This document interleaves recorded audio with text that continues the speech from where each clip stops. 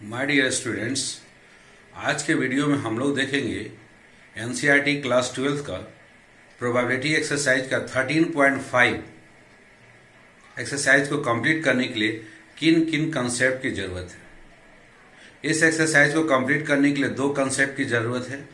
पहला तो है कि आपको समझना है बर्नौली ट्रायल्स किसे कहते हैं, और उसके बाद समझना है बाइनोमियल डिस्ट्रीब्यूशन किसे कहते हैं।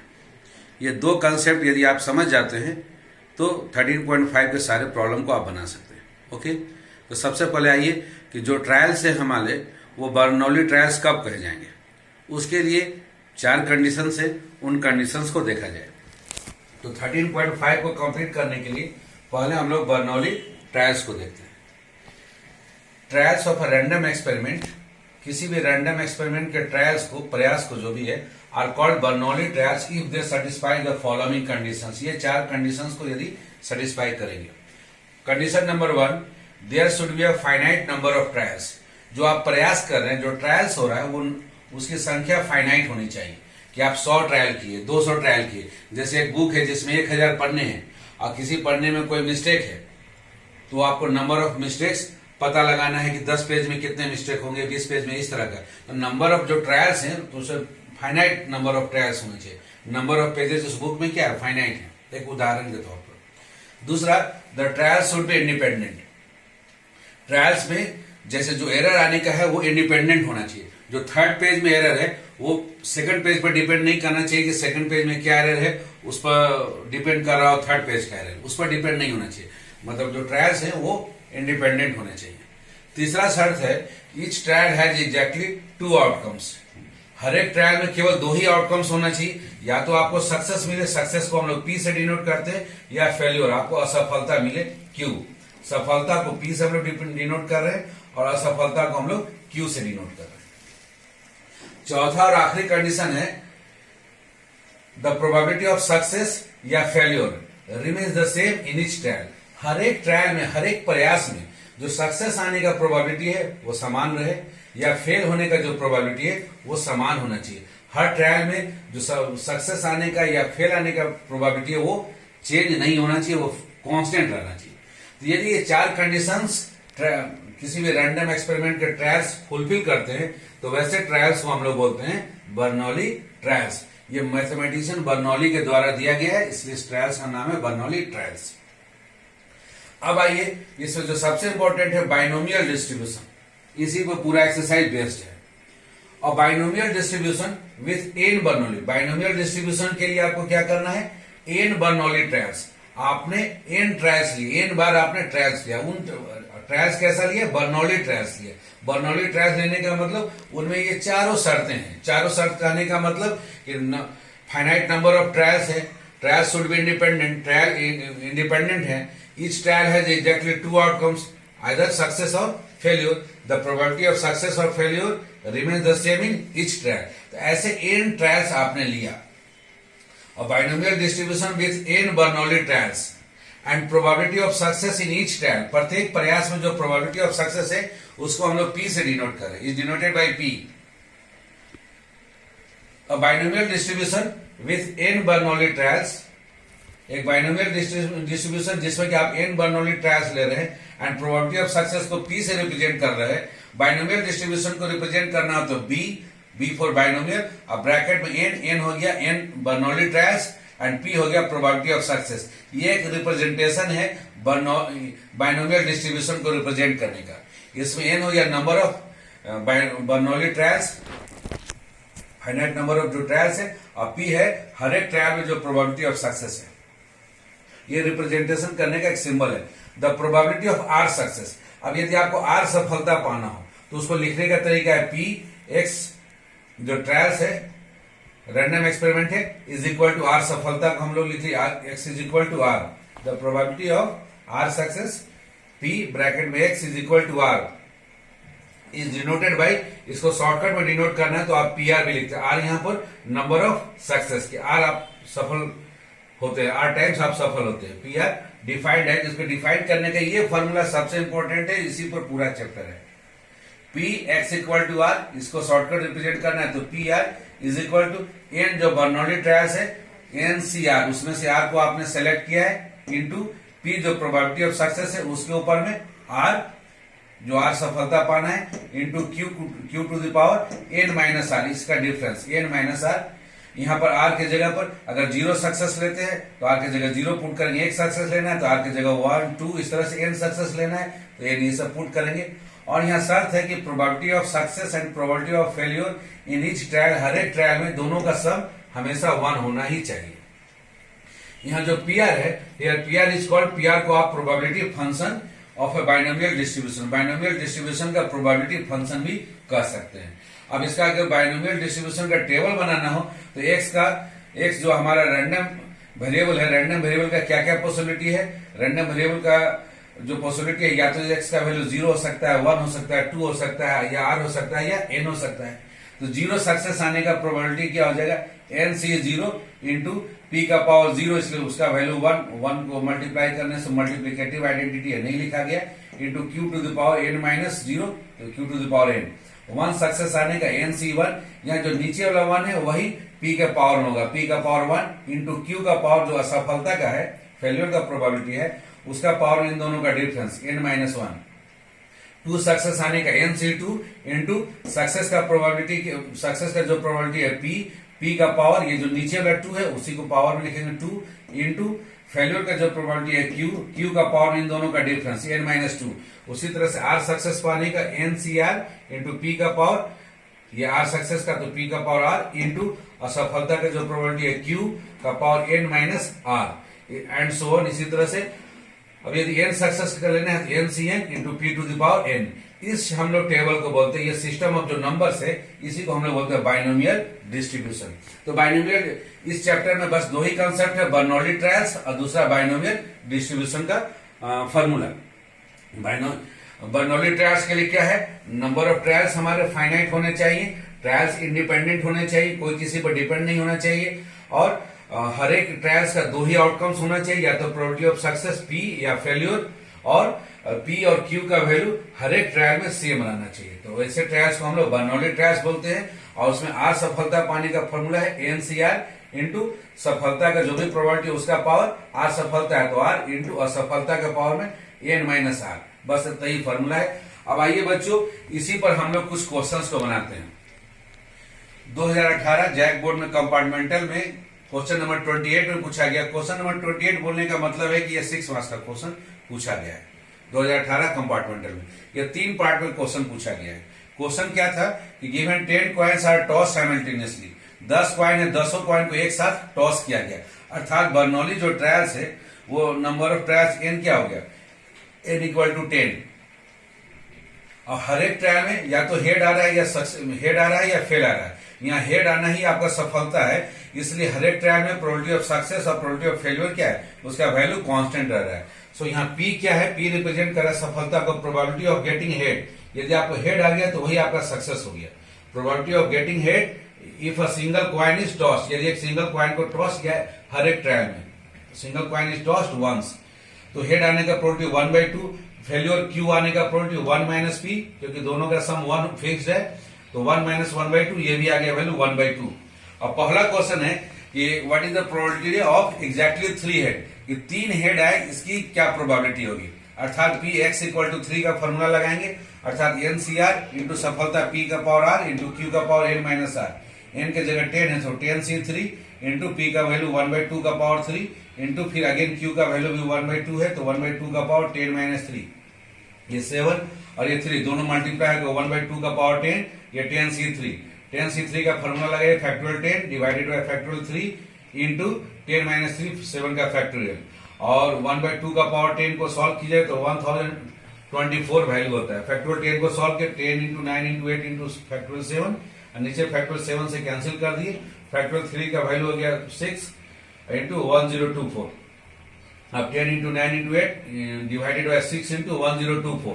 अब आप इसको कैंसिल कीजिए, 2 से 2 5 जा 10, 2 3 जा 6 और 3 से 3 3 जा 9, तो और 8 से 1024 को कैंसिल किए तो 128, तो 5 3 जा ऊपर में 15 और नीचे में 128। या यदि आप 1024 के टर्म में रखना चाहते हैं तो इस 6 को ही केवल कैंसिल कर दें, 6 को कैंसिल करेंगे तो 120 डिवाइडेड बाय 1024 हो जाएगा। 6 से कैंसिल करेंगे तो 3 3 जा 9, यहाँ 3 रह जाएगा, और 2 से कैंसिल कर दिए 8 को तो 2 4 जाते हो, 3 4 जा 12, 120 बाई 1024, अगर 1024 के टर्म में लिखना है तो। इसी का दूसरा क्वेश्चन पूछा गया, probability of not more than 4 head, 4 से ज्यादा हेड नहीं आना चाहिए। आपने 10 ट्रायल लिया और 10 में आपको 4 ही हेड आना चाहिए, नॉट मोर देन 4, 4 से ज्यादा है नहीं। तो 4 से ज्यादा नहीं का मतलब x लेस देन या इक्वल टू 4, ज्यादा से ज्यादा 4 के बराबर, अर्थात एक भी हेड नहीं, ये भी हो सकता है प्रोबेबिलिटी, प्लस या एक हेड हो सकता है, या 2 हेड हो सकता है, या 3 हेड हो सकता है, या 4 हेड हो सकता है, इन चारों का सम। अब px0 का वैल्यू 10c0 इंटू 1/2 का पावर 10, फिर x इक्वल टू 1 का वैल्यू 10c1 इंटू 1/2 का पावर ये वाला 1 इंटू 1/2 का पावर 10 में से 1 को आप माइनस कर देंगे तो यहाँ इस पर हो जाएगा यहाँ 9, यहाँ पर हो जाएगा 9, और फिर 10c2 इंटू 1/2 का पावर ये वाला 2 इंटू 1/2 का पावर इन दोनों का डिफरेंस 8, 10c3 इंटू 1/2 का पावर ये नीचे वाला 3 और 10 माइनस 3 का डिफरेंस 7, यहाँ पर 10c4 इंटू 1/2 का पावर 1/2 का पावर 4 और इन दोनों का डिफरेंस यहाँ पर 6। आप हर एक में देखिएगा 4 और 6 मिलकर मल्टीप्लाई होने पर 1/2 मल्टीप्लाई होने से पावर ऐड हो जा रहा है 10, यहाँ भी 10, हर एक जगह 10 हो जा रहा है। तो आप क्या करें, 1/2 का पावर 10 को आप कॉमन निकालें, तो पहला में छूट जाएगा 10c0, अगला में 10c1, फिर 10c2, 10c3, 10c4 ये रह जाएगा, और सभी में 1/2 का पावर 10 हर एक केस में आ रहा है। nc0 का सॉल्व कीजिए, nc0 का वैल्यू 1 होता है, nc1 का वैल्यू n होता है, इसलिए 10 हो गया। 10c2 का वैल्यू nc2 का फॉर्मूला होता है n इंटू n माइनस 1/2, उस फॉर्मूला से इसका वैल्यू 45। 10c3 का फॉर्मूला यूज करिए, इसका वैल्यू 120, अभी यहाँ हम लोग लाए भी थे, और 10c4 उसी तरह से सॉल्व कीजिए तो 210, इनको ऐड कर दे तो 386 डिवाइडेड बाय 1024, 1024 के टर्म में लिखना है तो, और यदि इसको कैंसिल करना है तो 193/512 सिंपलेस्ट फॉर्म में लिखना है तब। अब तीसरा पार्ट है इसका, प्रोबेबिलिटी एटलीस्ट 4 हेड, कम से कम 4 हेड का मतलब 4 हेड नहीं तो 4 से ज्यादा head, x greater than equal to 4। तो 4 से ज्यादा का मतलब हम लोग टोटल प्रोबेबिलिटी जानते हैं 1, उसमें से 3 या 3 से कम आने का प्रोबेबिलिटी यदि माइनस कर दे, टोटल प्रोबेबिलिटी में से 3 या 3 से कम हेड आने का प्रोबेबिलिटी को हटा लिया जाए तो हमारे पास बच जाएगा 4 या 4 से ज्यादा हेड आने का प्रोबेबिलिटी, अर्थात 1 minus x less than equal to 3 का मतलब x इक्वल टू 0 भी लेंगे, x इक्वल टू 1 भी लेंगे, x इक्वल टू 2 भी लेंगे, x इक्वल टू 3 तक लेंगे और सभी को माइनस करेंगे। तो अगेन उसी प्रकार से जैसे ऊपर में किए 1 माइनस कॉमन ले लिए, तो पहला केस में 10c0, फिर 10c1, फिर 10c2, फिर 10c3 इंटू हर एक केस में उसी प्रकार से 1/2 का पावर 10 आएगा। वैल्यू सॉल्व कीजिए, 1 माइनस यहाँ पर 1, फिर 10, फिर उसी प्रकार से 45, फिर 120, इनको ऐड कर दीजिए तो 176/1024, एलसीएम लेकर माइनस कर लीजिए, 1024 माइनस 176, 848/1024 के टर्म में लिखना है तब। यदि सिंपल करना है तो इसको कैंसिल कीजिए, कैंसिल करने पर 53/64 इसका सिंपलेस्ट फॉर्म हो जाएगा। तो इस तरह से बच्चों आप 6 मार्क्स 2018 में आया था, आप आसानी से इस तरह से प्राप्त कर सकते हैं, आसान सा फॉर्मूला है। 11th का हमको केवल बाइनोमियल यूज करना होता है। आइए अब हम लोग और 13.5 के कुछ और क्वेश्चंस को बनाते हैं, क्वेश्चन नंबर 1 ही बनाते हैं। क्वेश्चन नंबर 1 में दिया है कि given a die is thrown 6 time, एक डाई को 6 बार फेंकते हैं, मतलब बर्नौली ट्रायल्स हो गया, n इक्वल टू 6 टाइम आपने प्रयास किया। इसमें सफलता क्या है? सफलता है P बराबर probability of getting an odd number is a success. यदि आपको ऑड नंबर आ गया तो यही आपका सफलता है। तो ऑड नंबर क्या क्या होता है? 1, 3 एंड 5, तो फेवरेबल इवेंट हो गया 3, और सैंपल स्पेस क्या होगा? 1, 2, 3, 4, 5, 6 मतलब 6। तो प्रोबेबिलिटी ऑफ सक्सेस सॉल्व किया तो 1/2 आ गया। प्रोबेबिलिटी ऑफ फेलियर निकालना, फॉर्मूला आपके पास 1 माइनस P है, तो 1 माइनस 1/2, ये वैल्यू भी 1/2 रह गया। पहला क्वेश्चन है इसमें कि प्रोबेबिलिटी ऑफ 5 सक्सेस, 6 बार जो प्रयास किया उस 6 बार में 5 बार आपको ऑड नंबर ही आया, मतलब 5 बार आपको सक्सेस प्राप्त हुआ, इसका प्रोबेबिलिटी। तो px इक्वल टू 5, इसका फॉर्मूला यूज कीजिए 6 C5 इंटू P का पावर, ये नीचे वाला 5 इंटू Q का पावर 1,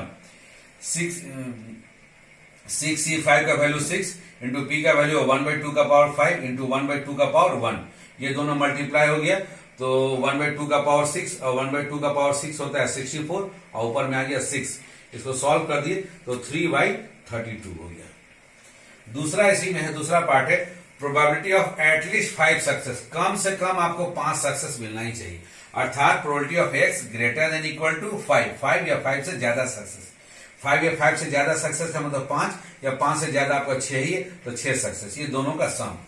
तो px इक्वल टू 5, अभी आप सॉल्व किए उसका फॉर्मूला यूज कीजिए 6c5 इंटू पी का पावर 5 नीचे वाला 5 इंटू क्यू का पावर, इन दोनों का डिफरेंस 1, और px इक्वल टू 6 का फॉर्मूला 6c6 इंटू यहां p का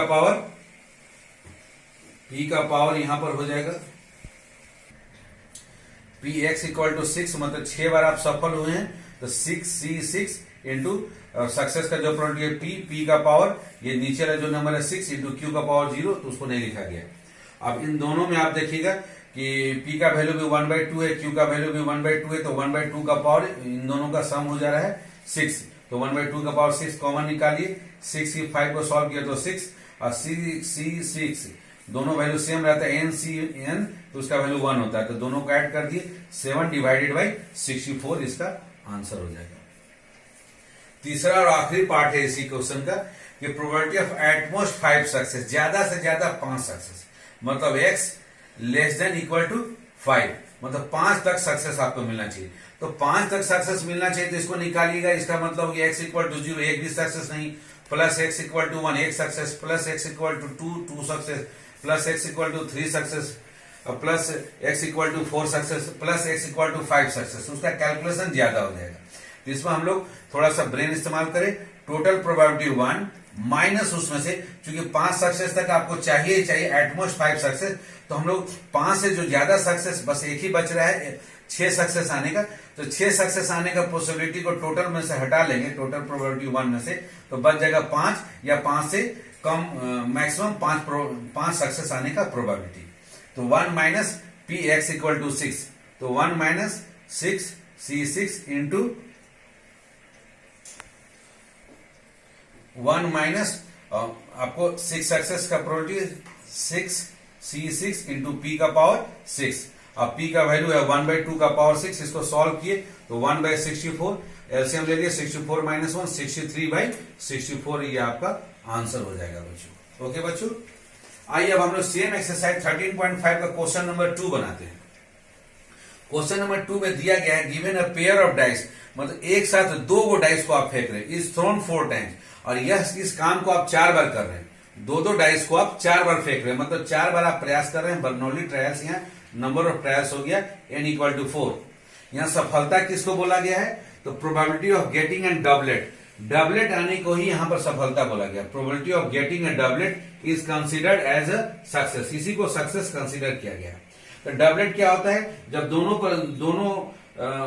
दोनों डाइस पर आपको सेम नंबर आ जाए, 1 1 2 2 3 3 4 4 5 5 6 6, इस तरह से फेवरेबल इवेंट 6, और जब 2 डाइस को फेंका जा रहा है तो सैंपल स्पेस होते हैं 36, तो 6/36 को सॉल्व किया तो 1/6, तो प्रोबेबिलिटी ऑफ सक्सेस p का वैल्यू है यहाँ पर 1/6, q निकालना फॉर्मूला है 1 माइनस p, मतलब 1 माइनस 1/6, तो q का वैल्यू आएगा 5/6। यहाँ डबलेट आना ही आपका प्रोबेबिलिटी ऑफ सक्सेस है, और डबलेट नहीं आना जो कि q का वैल्यू है 5/6 फेल्यूर है। अब क्वेश्चन पूछा गया कि 2 सक्सेस, ये जो 4 प्रयास किया गया है उस 4 में से 2 बार आपको डबलेट आया हो, तो 2 सक्सेस का probability p x equal to 2, formula लगाएंगे 4c2 इंटू सफलता p का पावर, ये नीचे वाला 2 इंटू q का पावर, इन दोनों का डिफरेंस 2, 4c2 nc2 का formula n into n minus 1/2, तो 4 इंटू 3/2 इंटू p का वैल्यू 1/6 का पावर 2 इंटू 5/6 का पावर 2।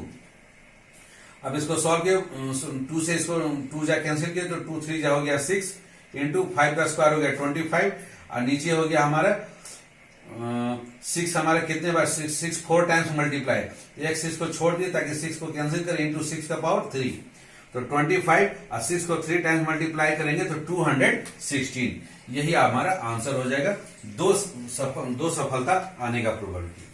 आइए एक और question same exercise 13.5 continuous question number 3 बनाते हैं।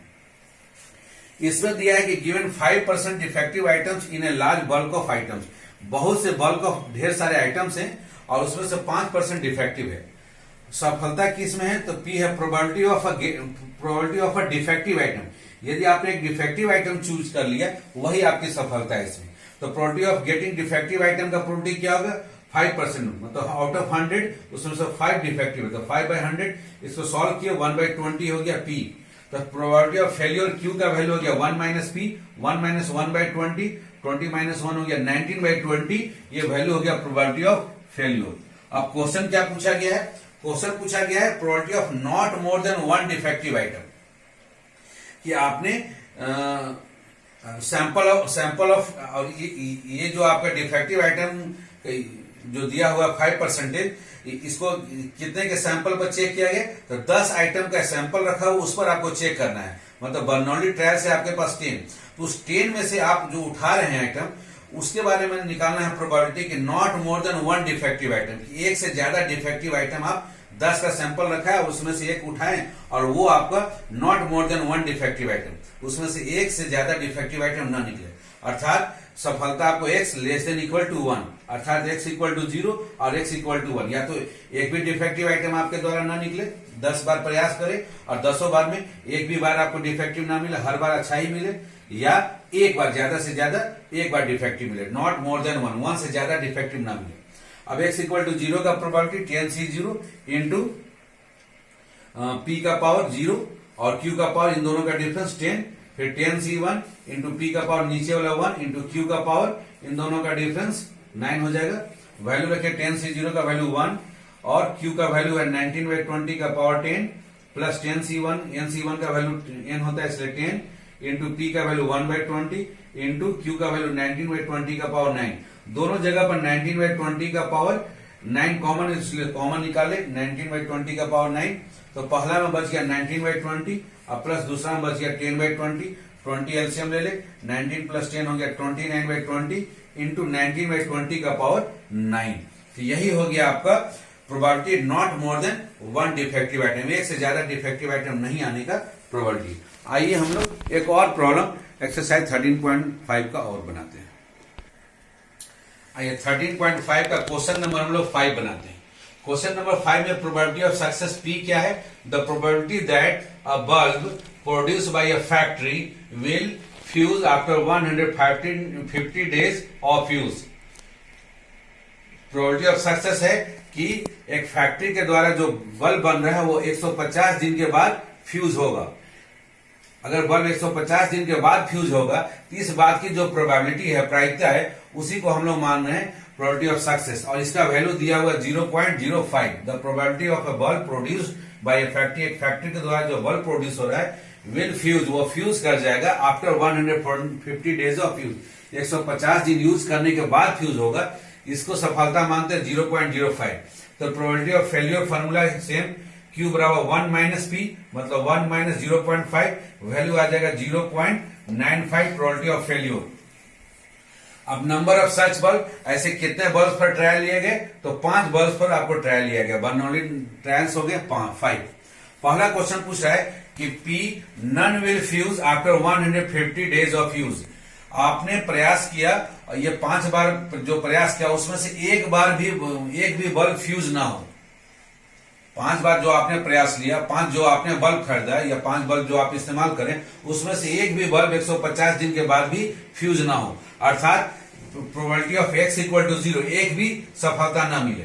तो इसका फॉर्मूला हो जाएगा 5C0 इंटू P का पावर ये वाला 0 इसलिए 1, Q का पावर इन दोनों का डिफरेंस 5, तो 5C0 या NC0 का वैल्यू होता है 1 इसलिए 1, और Q का वैल्यू है 0.95 का पावर 5।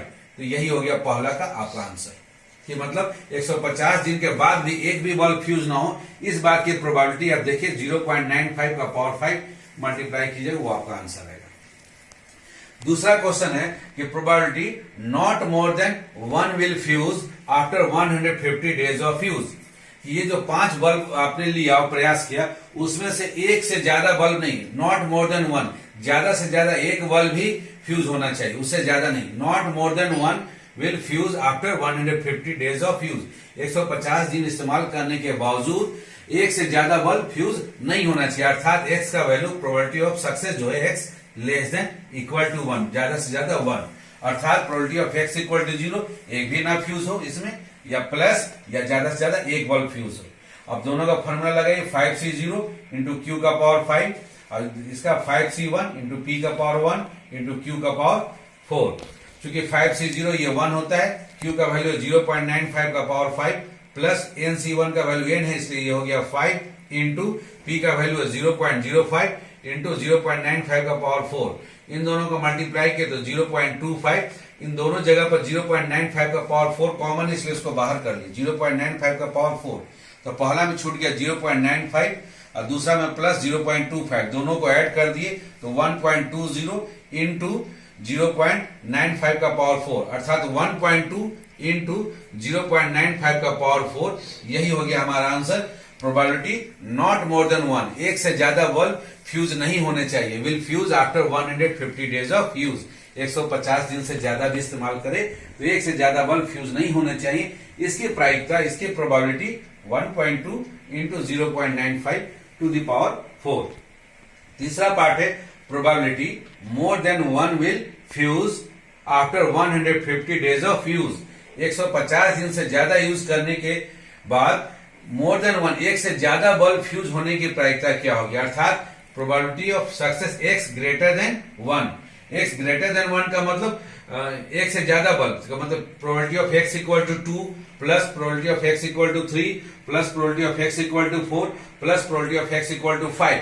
तो कैलकुलेशन ज्यादा हो जाएगा, तो हम लोग क्या करेंगे, टोटल प्रोबेबिलिटी 1 माइनस, चूंकि x ग्रेटर देन 1 लेना है तो हम लोग px less than equal to 1 को माइनस कर लेंगे, अर्थात 1 या 1 से कम बल्ब फ्यूज होने का जो प्रोबेबिलिटी है, प्रायिकता है, उसको माइनस कर देंगे टोटल प्रोबेबिलिटी में से, तो अपने आप ऑटोमेटिकली आ जाएगा कि एक से ज्यादा बल्ब फ्यूज होने का प्रायिकता क्या है।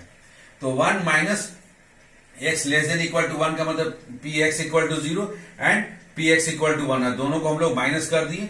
तो 1 माइनस इन दोनों का सम जो अभी हम लोग निकाले हैं, px equal to 0 px equal to 1 का वैल्यू उसको लिख दिए 1.2 इंटू 0.95 का पावर 4। तो यही हमारा आंसर हो गया।